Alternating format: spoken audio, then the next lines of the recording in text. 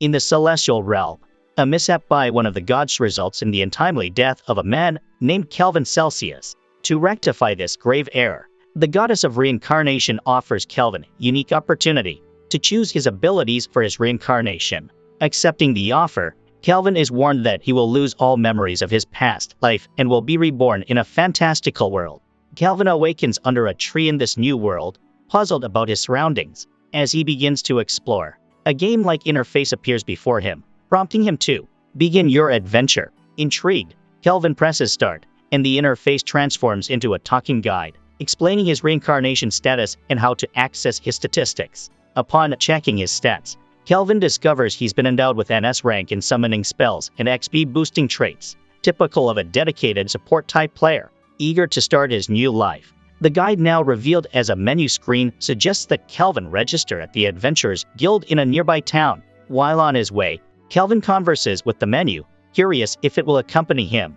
To his surprise, the menu reveals itself as Melfina, the goddess of reincarnation. She explains that the pre-reincarnated Kelvin had fallen in love with her and requested that she become his servant in his new life as part of a unique arrangement allowing her to take a break from her divine duties. Now, in this new world, Kelvin must navigate his adventures while upholding his responsibility towards Melfina, who has joined him under these extraordinary circumstances. He asks Melfina if he can summon her real body as well. She tells him that right now he doesn't have enough MP and he must train and grow stronger before he is able to summon her. She tells him that she would be looking forward to hearing him confess his love for her again when he is able to summon her real body. Kelvin thinks to himself that Melfina must be really hot for him to say all that to her in his previous life before the reincarnation. He then walks into the guild and registers as a basic green mage, which is one of the F-rank skills that he has. Melfina warns him that he should conceal his identity as a summoner because they are so rare that kingdoms would even wage wars to acquire his skills. The registrar at the guild takes his form and brings him his adventurer's pass. She introduces herself as Ange and then explains about different rankings in the guild. Kelvin is a beginner who is starting at the bottom. At rank F he can take missions up to one rank higher than his own, and after completing 10 missions he will rank up. After rank C, he must take exams to rank up further. After hearing her explanation, Kelvin asks her if she has any suggestions for his first mission. Ange offers him 3 missions. After consulting with Melfina, Kelvin chooses the one where he has to defeat 3 blue slimes. He then goes to a weapon shop and buys a basic magic wooden rod. After that, he heads to the fields to hunt down blue slimes. He soon finds a group of blue slimes and hides behind a bush. Melfina tells him to use his S-rank skill appraising eye to see the stats and skills of the slimes. With this skill, he can appraise creatures up to 100 levels above him and items up to S rank. He then asks Melfina how he can make a contract with the slimes as a summoner. She tells him that he would need their consent. But for weaker creatures, he can just play Pokemon by weakening them and catching them all. After hearing that, he jumps out of the brush and tries to ambush the slimes but gets outplayed like a noob and knocked down by a slime. He tries to auto-attack while standing still, but that works just as well as one might expect. But soon, he realizes that he must play smart if he wants to reach gold and manages to land a heavy hit by aiming for the moment when the slime will dodge his first attack. After lowering its HP, he extends his hand to form a contract with the slime. The slime agrees and the contract drains half of Kelvin's MP. Despite all that, he succeeds in capturing his first Pokemon slime and names it Clotho. He then summons Clotho and makes the poor slime become a cannibal by fighting and eating its brethren. Not really. Clotho is a savage battle junkie himself, who loves to fight and grow. Kelvin and Clotho go on to defeat 3 blue slimes to complete their first mission. Kelvin takes down 1 slime with the Wind Blade magic spell, and Clotho takes down 2 slimes with sheer speed and a hard tackle. Kelvin notices that Clotho is much stronger than he was before making the contract with him. Melfina tells him that this is due to his rare S-rank summoner skill, which adds 100 points to all the stats of his summons. She further reveals that currently he is the only S-rank summoner in this world and the others are rank B or C, which only adds up to 10 to 20 points to their summon stats. After completing his mission, he heads back to the town to claim his reward money and starts looking for an inn to dine and stay the night. On his way back, he comes across a slave trader with a few slave girls locked up in cages. Calvin wonders that it would be a good way to level up by making a slave join his party and sharing XP with them. However, he doesn't think about it any further and walks off towards the spirit song inn recommended by Ange from the Adventurers Guild. At the inn, he introduces himself to the owner of the inn, Claire, and enjoys his first real meal in this new world. He then books a room for the night and calls it a day. After this, Calvin spent his days taking up missions from the guild and leveling up his stats. Due to his growth enhancement skills, he gathers up over 100 skill points in a short amount of time.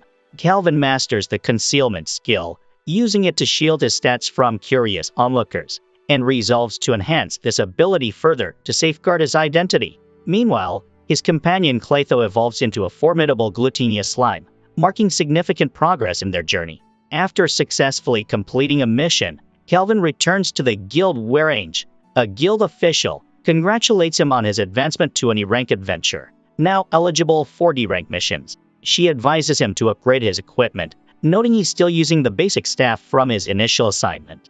Calvin's rapid ascent and solitary approach to quests have sparked envy and rumors among other guild members. Among them is Cashel, a D-rank adventurer reputed to be as formidable as a B-rank and considered the strongest in the guild. Cashel approaches Calvin with an invitation to join his party for a mission to defeat a Black Ghost Knight. Using his appraising eye skill, Calvin discovers that Cashel bears the ominous title of Murderer, hinting at a hidden agenda.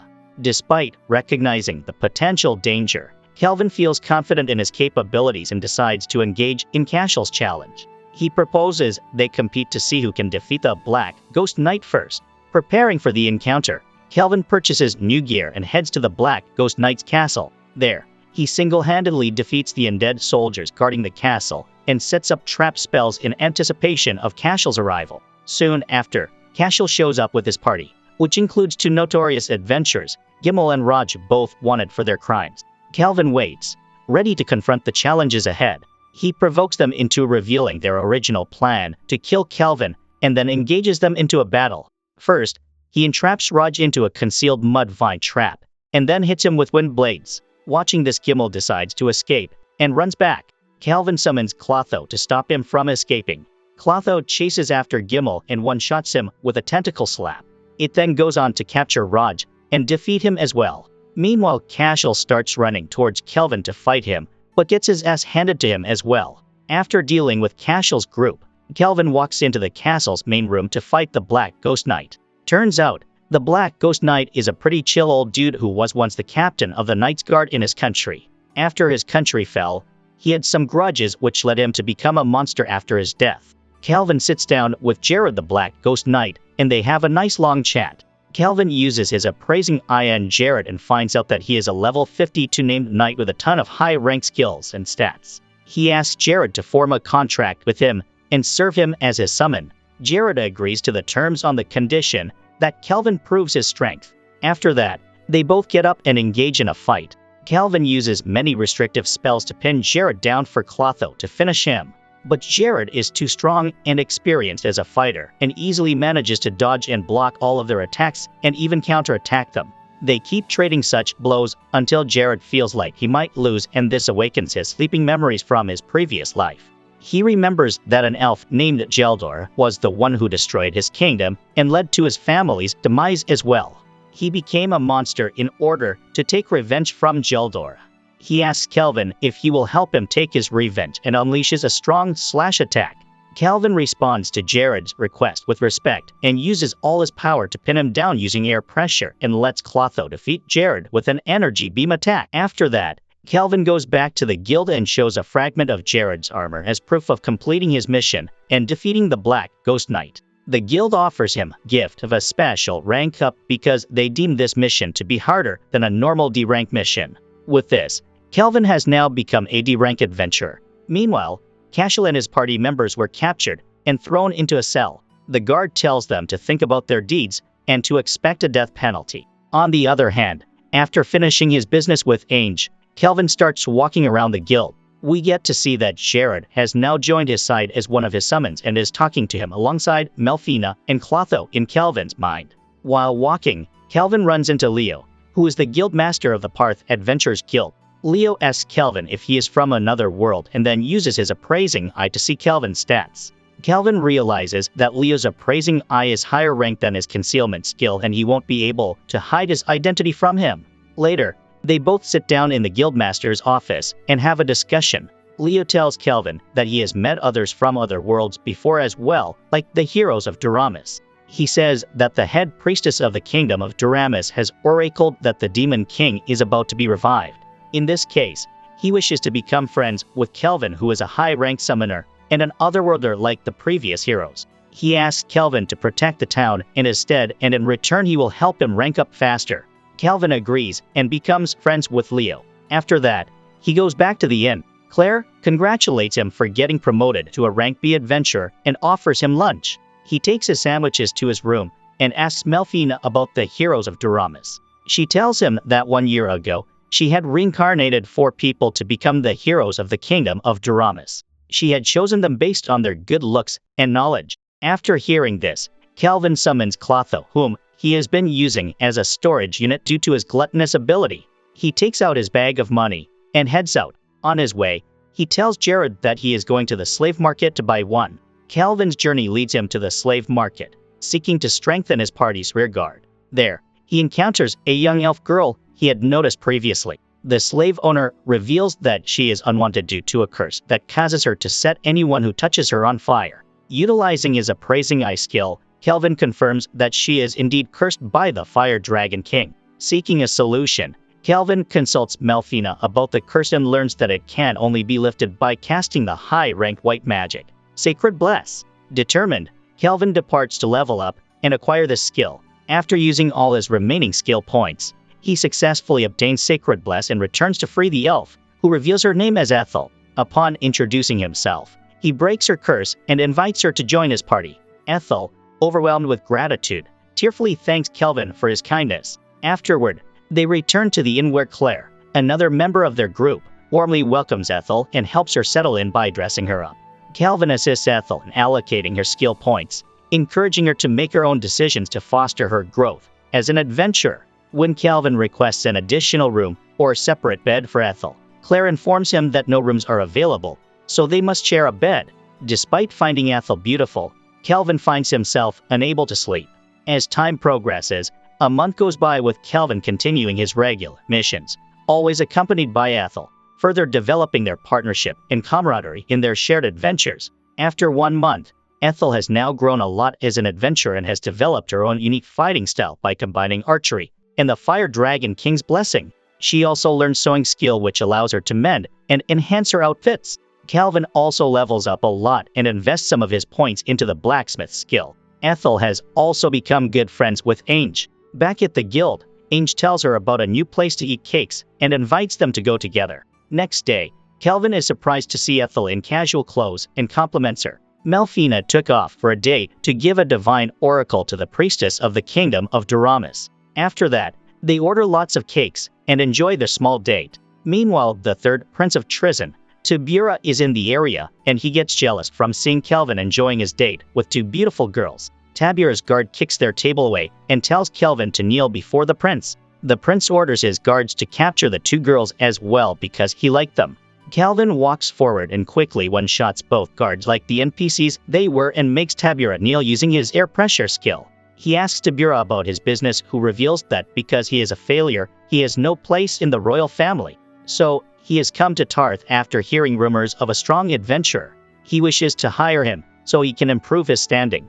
Calvin reveals that he is the strong adventurer he is looking for, and then declines his request. After that, he goes back with Ange and Ethel and resumes his cake date. Meanwhile, Melfina tells the priestess of Doramus to order the 4 heroes to go to the western continent, but to stay away from Tarth. At night, Ethel confesses her love for Calvin and thanks him for everything that he has done for her. Calvin becomes flustered and tries to comfort her. He finds her attractive, but feels like he would be taking advantage of her because she is still a slave. He then thinks that he must buy a house so he can have a separate room for her. Next day, Melfina returns from Damaris and shares the stats of the heroes with Calvin. They all agree that the heroes' party is much weaker and underleveled than expected. All of them are around level 50, and Melfina worries if they would be able to grow strong enough in time for the Demon King's revival. Calvin agrees and then boasts about improving his blacksmithing skill and shows his creations. Gerard teases him that he only reached there after failing 1,000,000,000 times and creating tons of garbage.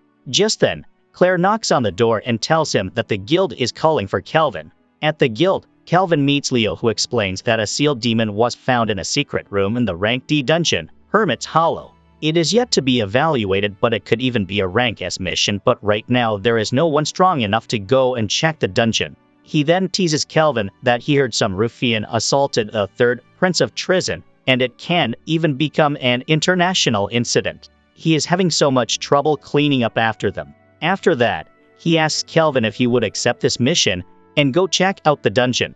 Kelvin reluctantly accepts, and then internally calls Leo the real demon.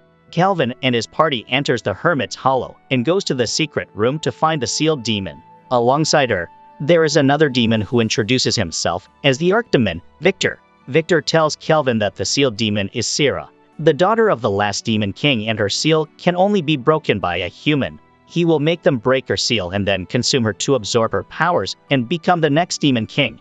After that, he engages them in a fierce battle. Kelvin feels super excited about facing a really strong enemy, and this makes him smile like a maniac.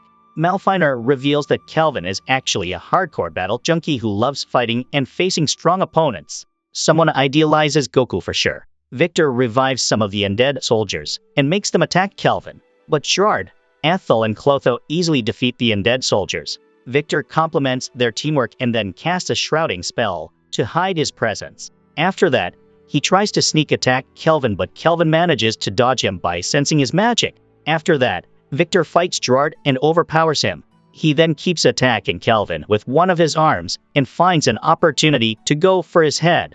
Kelvin calls forth Clotho and makes it attach to one of Victor's arms and suck his magic. In a heated confrontation, Victor attempts another attack, but Kelvin quickly seals his hand with magic. Seizing the opportunity, Ethel fires a blazing arrow at Victor, who manages to block it but sacrifices an arm in the process. Gerard capitalizes on this, slashing off Victor's remaining arm. Cornered, Victor transforms into his battle form and charges at Kelvin.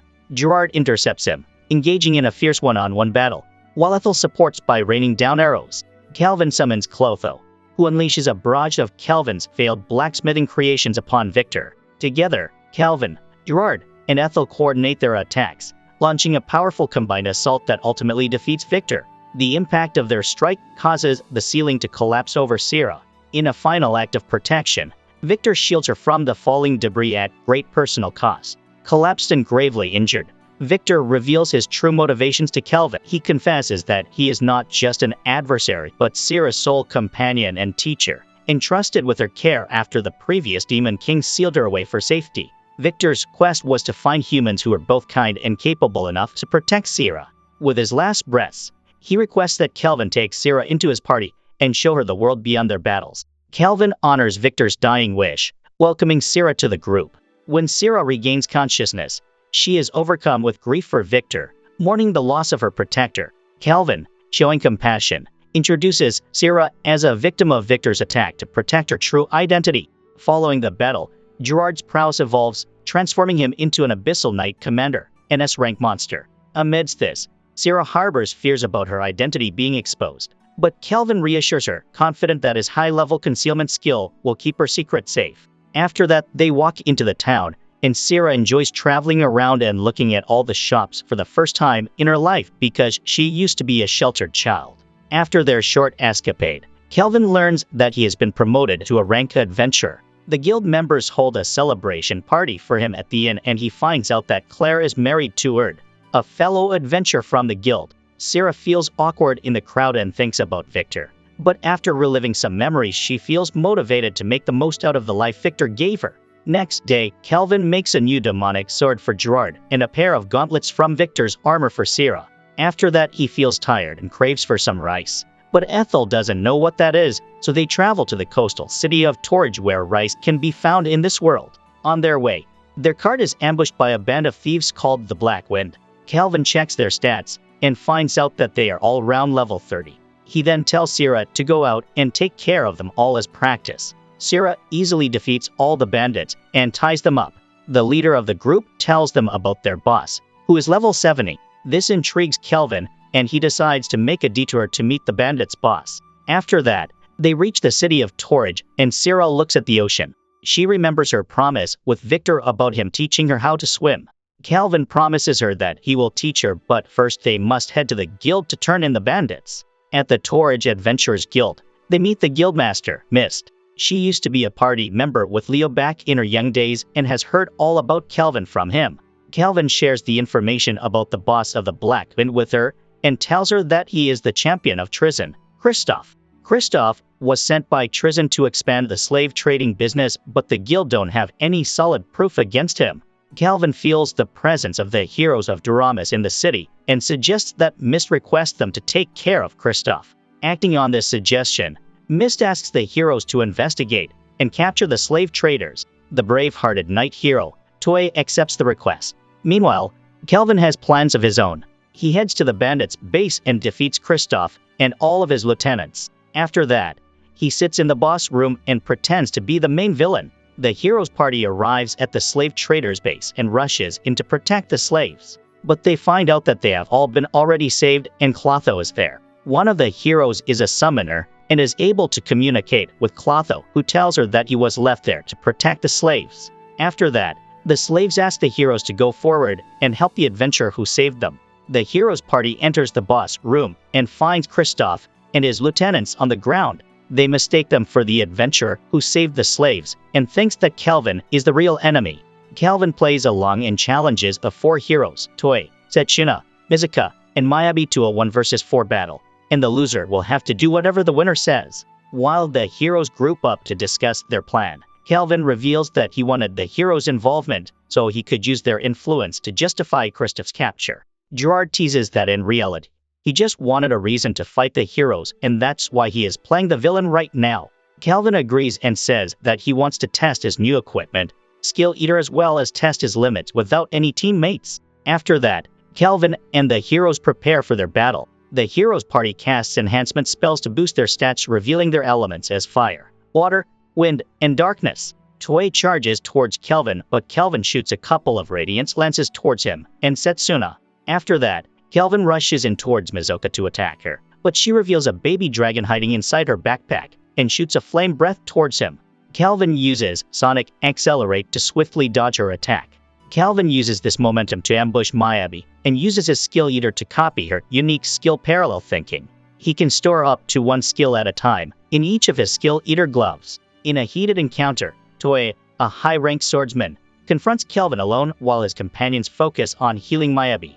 Despite Toei's expertise, Calvin, armed with S-rank martial arts skills copied from Sira, gains the upper hand. As Setsuna rushes to aid Toei, Calvin creates distance and conjures a massive earth wall using the Adamantite Rampart spell. Setsuna slices through the barrier with her unique skill, but Calvin is already poised with a powerful fireball spell, which he launches at her. Toei heroically intervenes, shielding Setsuna from the blast. Frustrated by his perceived weakness and driven by a desire to defeat the Demon King, Toei laments his inability to overcome Calvin alone. Witnessing his distress, Setsuna confronts him with a stern reprimand about the importance of teamwork and reliance on allies, akin to a classic anime protagonist lecture. Chastened, Toei acknowledges his selfishness and apologizes, and the group resumes their battle against Calvin as a united front. They employ a strategy of light fairy magic to temporarily blind Calvin and then freeze the ground, hampering his movement. Their companion, Abi, intensifies the trap with gravity magic, pinning Calvin down. Seizing the moment, Setsuna and Toei launch a coordinated attack, but Calvin counters with cleft detonation, forcefully repelling them. He then uses Blind Cure to regain his vision and praises their teamwork, though he critiques their lack of effective combinations and battle knowledge, offering guidance on improved combat tactics. Feeling challenged by his comments, the group re-engages with renewed vigor and seriousness, determined to prove their capabilities. Toei reveals his dual wielding and charges towards Calvin while the casters use enhancing spells on Toei and debuffs on Calvin while supporting Toei with attack spells as well. Mizuka uses her strongest spell, Frozen Temple, to strangle Calvin, while Miyabi summons her strongest monster to finish the job. Calvin summons Earth Golems and asks them to buy him 30 seconds and uses the Parallel Mind skill that he borrowed from Miyabi to create a new spell. Miyabi warns her friends about the new skill, and Setsuna jumps in to defeat Calvin. But Calvin uses his new spell to free himself and knocks Setsuna down with a fast punch to her stomach. He then defeats Miyabi in her summon and knocks Mazoka and her dragon down as well. Watching his friends fall, Toei becomes angry and unleashes a mindless barrage of slashes towards Calvin like a noob. But Calvin shows him who's the boss and knocks him out with a single uppercut. Toei opens his eyes and finds out that Calvin was the adventurer who saves the slaves all alone. He then calls Calvin his master because he helped them train. Calvin reminds them about their challenge and tells them all to strip naked as punishment. After that, Calvin takes the heroes to a sea cave to fight an octopus-like monster. The heroes' party has a difficult time defeating it, and this makes them realize that they must work harder and grow stronger if they want to have a chance at defeating the Demon King. He then goes on to defeat the S-rank boss monster of the sea cave. After that, they say their goodbyes to Calvin and sail away for the western continent. While seeing them off, Calvin asks Jared about the Lisha Empire of Elves that destroyed his country. He then asks if they picked a fight against them right now, would they be able to win? Jared feels grateful that Calvin remembered. Jared says that at first he had no hope, but now they have grown much stronger and they might actually have a chance. Calvin says that they would do it, but first let's defeat more strong monsters on this continent and grow even stronger, and Jared agrees. Just then, Sarah interrupts and says that they are being summoned by the Queen of Torridge. Calvin and the party arrive at the castle and notice that it looks like a Japanese castle. Jared mentions that the first king of Torridge was an otherworlder, and that explains this influence. Calvin enters the castle with his party and notices Japanese-inspired infrastructure and attire of the queen. The queen thanks him for defeating the boss of the sea cave as well as for dealing with Kristoff and the Black Mist. She then asks him what kind of reward he wants, and Calvin just asks for rice. The queen is amused by his request and offers him a lifetime supply of free rice, and then they have a delicious banquet. After that, the queen invites them to stay at the castle, and during this time, Ethel has mastered all forms of Japanese cooking and brings Calvin his lunch. The Queen of Torridge joins him and tells him that Ethel makes some of the best food she has ever had. She then asks him to let her borrow Ethel, but Calvin refuses. She then asks him if he would like to stay here forever and be her personal guard, but Calvin refuses that as well and says it's time for him to leave. The queen lets them use the teleportation gate to go back to Tarth. Back in the city, Calvin buys a massive house for the party and even hires 2 of the slaves he rescued in Torridge, Ellie and her daughter Luca. At night, Calvin feels alone in his bed. Just then, Melfina comes back and notifies him that he can now summon her. Calvin summons her and Melfina arrives in her angelic body. Calvin thinks how beautiful she is and understands why he fell in love with her pre-reincarnation. Next day, Melfina introduces herself to the rest of the party in person. She makes Calvin blush by calling her his first wife and then gives him the blessing of the goddess of reincarnation as a gift for summoning her. The blessing grants him 2 special perks. Number 1 is that once a month, it will prevent damage from one ability that might otherwise prove fatal. The second perk is that he can now summon heroes. Calvin thinks about what it means to summon a hero and how it can affect the other person's life because he himself was reincarnated from another world.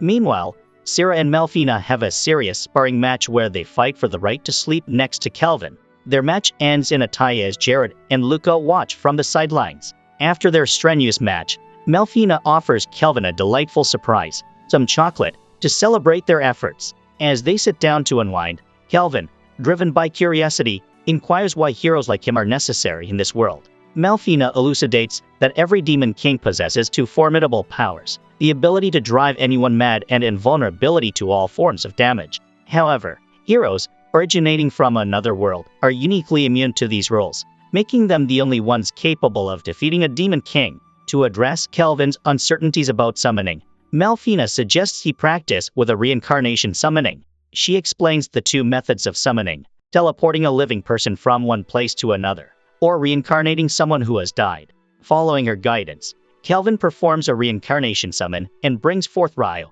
a young girl from Earth. Initially unsure of her abilities, Melfina reassures him that Ryo is exceptionally capable. After their initial meeting, both Ryo and Calvin, drained from the summoning, fall unconscious due to depleted magic points, MP. Upon recovering and waking up later that night, they shared their respective experiences. Ryo reveals that she was terminally ill in her previous life, expressing profound gratitude to Calvin for granting her a second chance. Calvin sensing an opportunity to integrate Ryo into this new world, suggests she pretend to be his younger sister.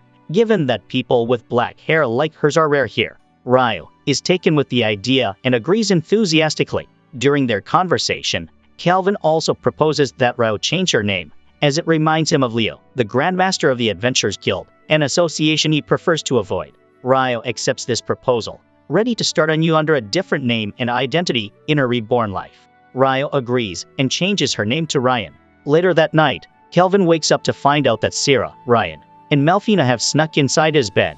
He takes a moment to reflect on his new life and sleeps again happily. Next day, Calvin takes Ellie and Luca with him to the dark purple forest to hunt some monsters. When Ellie asks, he explains that he has a XP sharing skill and they will level up alongside him as the party members slay monsters. This is for their own safety so they can protect themselves in case of emergency. They also encounter a dark wolf that Calvin subdues and adopts as a pet for Ryan. Ryan names him Alex. During this XP grinding picnic, Erd's party meets Calvin and tells them that they are there to slay some monsters for their B-rank promotion exam. Ethel explains that Sarah and Jared have already slain all the monsters in the area, and Calvin ends up apologizing to Erd. Erd tells him not to worry and exclaims that it is amazing how strong Calvin has become and that he will soon be taking his S-rank promotion exam. Calvin didn't know that Leo had put him up for S-rank exams. Over the next few days, Ryan levels up alongside Alex with Calvin and his party. One night, Calvin notices intruders around his house. The intruders are low-level companions of Kristoff who are seeking revenge against Calvin.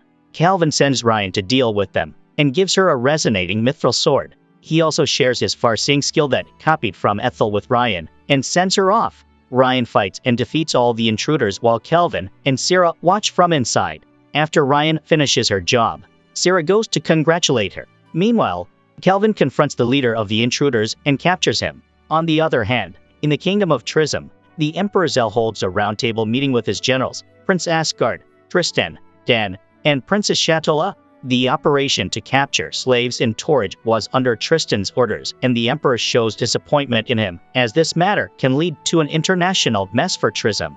They discuss the political unrest between their neighboring kingdoms, Torridge, Duramus, and Guan, which are forming an alliance against Trism. Tristan suggests that they go to war and unify the continent as they have planned. Princess Shatola agrees but says that the alliance is not to be taken lightly, but Prince Asgard says that they can defeat them easily using the ace up their sleeves. With Dan and Princess Shatola against going to war and Tristana and Asgard in favor of it, Emperor Zell suggests that now it's up to the 5th General, Clive, to make the decision. A soldier is sent to notify Clive. It is revealed that Clive is a womanizer who only stations women as his guards and likes to play with them. Meanwhile, Leo informs Calvin about the increasing tension at the borders among the Alliance and Trism and offers an S-rank mission to Calvin as his promotion exam to become an S-rank adventurer. It is a special request from the King of Guan to defeat an S-rank monster near an elven village. On their way, they are stopped by some elves. Calvin shows them the letter from the King of Guan and explains that he is an adventurer who is there to defeat the monster threatening the locals. The chief of the village appears and introduces himself as Nellis. He apologizes to Calvin for the run reception and takes him to the village. At first, when he sees Ethel, he mistakes her for his deceased daughter, but then realizes that it's not true. He tells them about his daughter, who became the bride of a dragon to save the village. But some time later, she was found dead in the forest. Fearing that the dragon might come for revenge, they fled the kingdom of Guan. Sarah and Jared suggest that it could be that Ethel is the daughter of the dragon and the chief's daughter, but Melfina clarifies that Ethel's father must be a human and not a dragon. Regardless of whom her parents were, Ethel shows gratitude for her new family that she is right now. Getting back to the topic of the mission, the chief explains that they have been attacked by monsters over 3 times already and they are kidnapping elves. From his experience, Calvin finds it hard to believe that monsters would kidnap someone. He comes up with a plan to capture the culprits and surrounds the whole village by a wall of earth. Under the cover of night, Tristan soldiers, accompanied by a horde of monsters, advance toward the elven village. Unseen by the enemy, Ethel expertly takes down the approaching foes one by one with their arrows, leaving the soldiers bewildered and unable to pinpoint the source of the attacks. One soldier manages to retreat and reports to his commander that their forces are falling to unknown adventurers, indicating a mysterious yet formidable opposition. Meanwhile, Melfina and Ryan track the retreating soldier to the enemy's base, where the commander, in a desperate bid to quash the intruders, summons his strongest monster. Seeing an opportunity for Ryan to demonstrate her enhanced skills, Melfina steps back to allow Ryan to take the lead in combat. Fueled by determination, Ryan engages the monster, even scaling it to deliver a critical strike. However, her sword shatters upon impact, and the monster flings her away. Undeterred, Ryan calls upon Clotho to equip her with stronger weapons. Armed anew, she adopts a three-sword fighting style, overwhelming the monster with her prowess. Realizing his imminent defeat, the commander orders the monster to transform and unleash its true forms, intensifying the challenge. Despite the escalation, Ryan manages to overpower and ultimately defeat the formidable beast. Triumphant, Ryan returns to Melfina, embracing her in a joyful celebration of her victory. From a distance, Calvin and Aphil observe Ryan's performance, both impressed and proud of her significant growth and resilience in battle. Their commendations reflect their acknowledgement of her progress and the potential she has shown in the face of daunting challenges. Just then, a strong blast of energy comes towards Calvin, but he blocks it with his magic. It is revealed that it was General Clive who launched that attack, and Calvin starts smiling. Recognizing him as a strong opponent, Clive takes a liking to Aphil and uses his unique skill to charm her into becoming his slave. But Calvin interrupts him with an attack and tells Aphil to go inside the wall. He uses his appraising eye to reveal that Clive is a reincarnation just like himself and starts fighting him alone. Calvin uses his magic to transform the tower into 4 obsidian lances. He then launches them towards Clive, but he deflects them easily with his barrier. Clive's guards start attacking Calvin. Calvin notices that all of them have been hypnotized using Clive's unique skill. While Clive boasts about getting Calvin outnumbered, his barrier is pierced by a blazing arrow from Aphil. Calvin uses this chance to summon 4 golems and equips them with obsidian lances, and sends them off to deal with Clive's knights. After that, Clive summons his staff and they both engage in an airborne energy shooting battle. Clive chases after Calvin while he dodges all his attacks. He notices that Clive's energy beams might hit his own knights and warns Clive. But Clive is arrogant and doesn't care and says that he can do whatever he wants. This makes Calvin angry, and they both charge towards each other with strong spells. From the clash, Calvin's staff breaks, and Clive gets a scar on his face. Like a narcissist, Clive becomes really angry about the scar on his face and swears to kill Calvin. He charges up his strongest spell and gathers up all the energy around his staff. A powerful storm of energy starts forming around Clive, which sucks everything inside and destroys it. With no other choice, Calvin takes out his new staff, the S-rank Black Disaster, and transforms it into a scythe. He then charges in towards Clive and cuts right through his spell as well as his legs. Clive falls on the ground with tears in his eye, and as soon as Calvin goes in for the finishing blow, he is teleported and saved by Tristan, who arrives on the scene. Tristan confirms that he is the one behind the attacks on the Elven village and then vanishes into thin air with Clive. Calvin feels disappointed with not being able to finish Clive, but goes back to the ground to meet his teammates. Melfina, Ethel, Syrah and Ryan have a race to see who will reach Calvin first, and Ryan wins by using a special acceleration skill while riding elks. Calvin praises her for defeating the giant monster, and Jared pets Alex as well. Meanwhile, in the Trizon castle, Tristan imprisons Clive and chains him down on a table and makes his servants repeatedly impale him with cursed swords and heal him back up as punishment for failing his job. He reveals that he will keep using him as a test subject for his weapons against the heroes and the reincarnated. Back at the Elven village, everyone has a party to celebrate their victory against Trizon. Calvin wonders how lucky he is for this life and his companions. Just then, Ethel comes and tells him that she feels grateful as well for Calvin changing her life for the better. She then shows him a hair ornament that belonged to her mother and makes him put it on her hair. The rest of the party joins them, and they celebrate together. Just then, a young elf comes to Calvin and reveals that he is actually the king of Guan, who has used a special item to change his appearance. He had been watching over Calvin as an observer for his S-rank promotion exam, and now he has passed it. He then tells him that in 4 days they will be holding an official promotion ceremony where he will have mock battles against other S-rank adventurers. Hearing this, Calvin starts smiling at the thought of getting to fight other strong opponents, and everyone teases him for being a hardcore battle junkie. And this is where the Season 1 of Black Summoner ends. Thanks for watching. If you enjoyed this and want to see more, please make sure to drop a like and subscribe to the channel with notifications on so you never miss a future video. And until next time guys,